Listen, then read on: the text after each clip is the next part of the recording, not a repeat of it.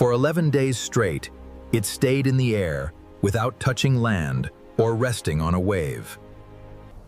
It traveled across the vast expanse without a single bite of food or a single sip of water. Imagine flying over 8,000 miles without one landing, burning nothing but your own body fat stores. And the most incredible part is that this champion was only 5 months old at the time. It flew across half the world for the very first time, alone, with no adults to guide. It found the way by itself, using a navigator that works flawlessly over the vast, empty ocean. How this complex system fits inside its little head is something scientists still cannot fully explain today. This is the bar-tailed godwit, and it doesn't look like a long-distance world champion at all. A modest wading bird with thin legs and a long bill, poking around in the coastal mud. You might walk past it on the shore and never even notice its extraordinary hidden abilities. Yet this plain little bird makes one of the most incredible journeys found anywhere on our Earth. In the fall of 2022, scientists in Alaska caught a young bird and attached a tag. The tag weighed just 5 grams, which is less than a single teaspoon of common sugar. It had to be fastened perfectly so it wouldn't bother the bird during its long flight.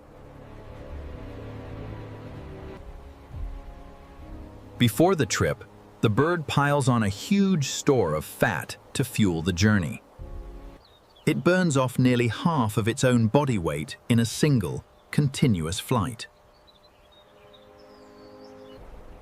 They named this specific bird by its tag number, B6, and tracked its every movement. All summer long, B6 simply ate day after day, preparing for what was to come. It was as if its body knew that every extra gram would increase its survival chance. On the 13th of October, it lifted off from Alaska and headed out to sea. It didn't fly along the safe coast, but straight out into the vast, open ocean. For many days, there would be nothing beneath its wings but endless, deep water. 11 days later, it finally came down in northeastern Tasmania, half a world away. This was the longest non-stop flight ever tracked in any living creature on our planet. In one single flight, the bird covered nearly a third of the way around the globe. It's like crossing the Atlantic from London to New York 2.5 times. Maintaining a speed of over 35 miles an hour for 265 hours.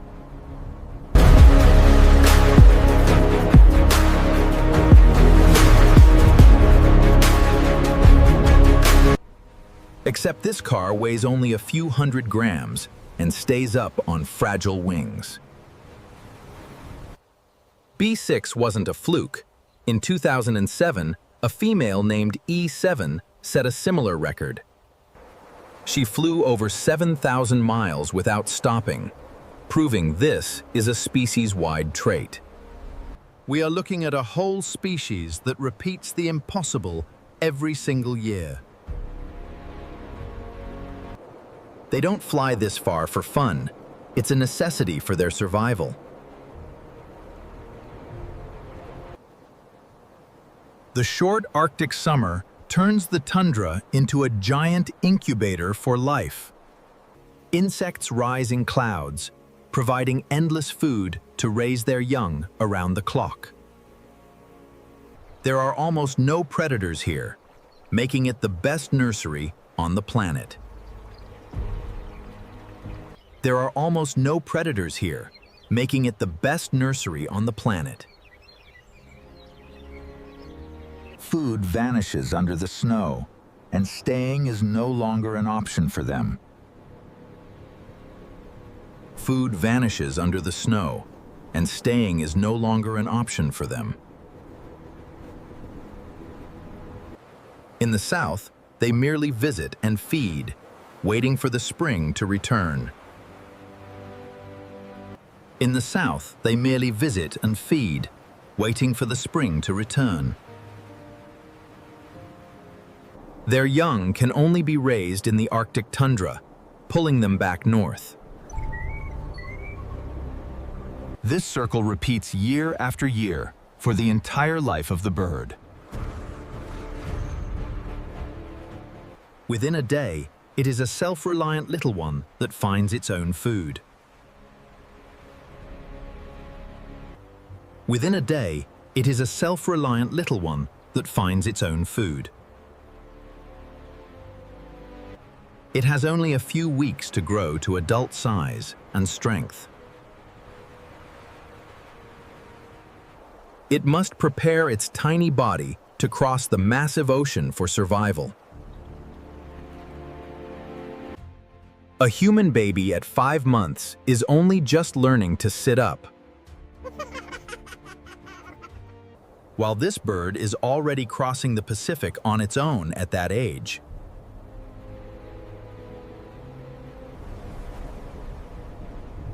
But why did B6 never take a single break during those 11 days? A gull or an albatross can land on a wave and rest easily. They can bob on the water and then take off again whenever ready. The godwit cannot do that. It has no webbing on its feet.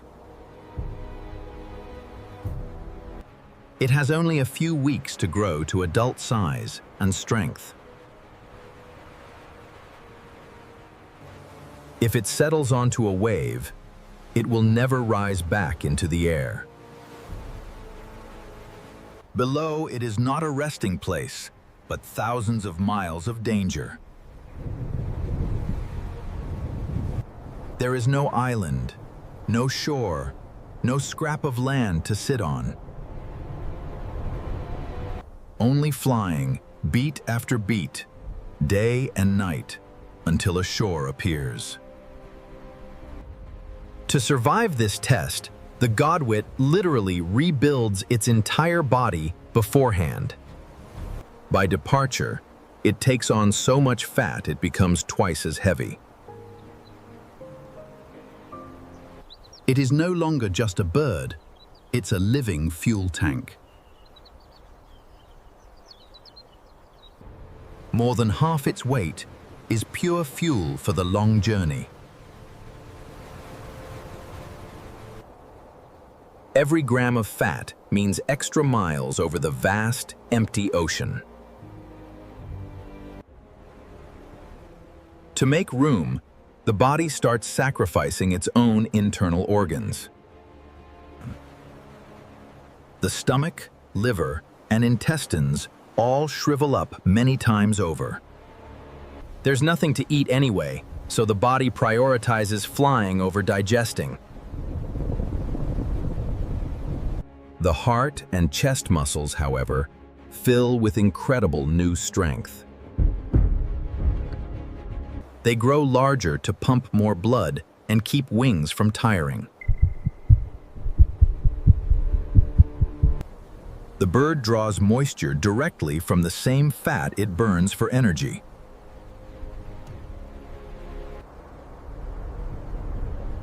One half of the brain sleeps, while the other holds the course. Only when a shore appears does the reverse miracle finally begin. The drained body grows back everything it sacrificed for the long flight. The most astonishing thing is that it knew exactly where to fly. It had no map, no memory, and no experienced bird to follow. Young godwits set off on their own after the adults leave. Still, it didn't lose its way or turn back to the shore. It covered 8,000 miles and came out exactly at its destination. It behaved as if the path had been written into it.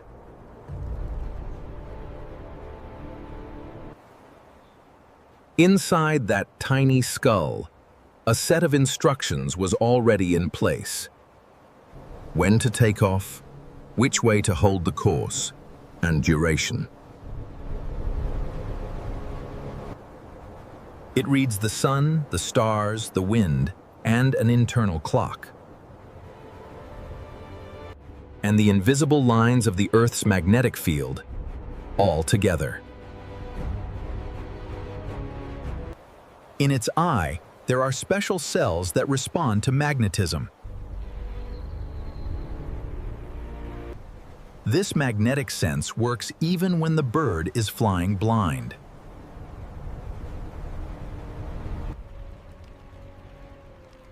Many godwits return year after year to the very same shore. If a storm throws them off, they will still find home.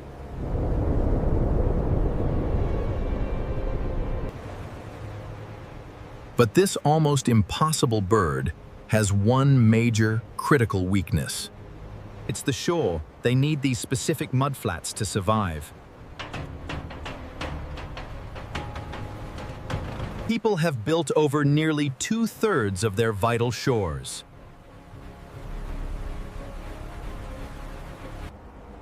Where thousands once fed, walls and cranes now stand instead. In a single human lifetime, 1/3 of them vanished. Not from a storm, but because we took their home. Over its life, one godwit flies further than the moon. But this entire journey rests on a few muddy shores. Take away even one, and the whole species could collapse. We must stop pouring concrete over their last remaining homes. Only then can we save this incredible, record-breaking world traveler.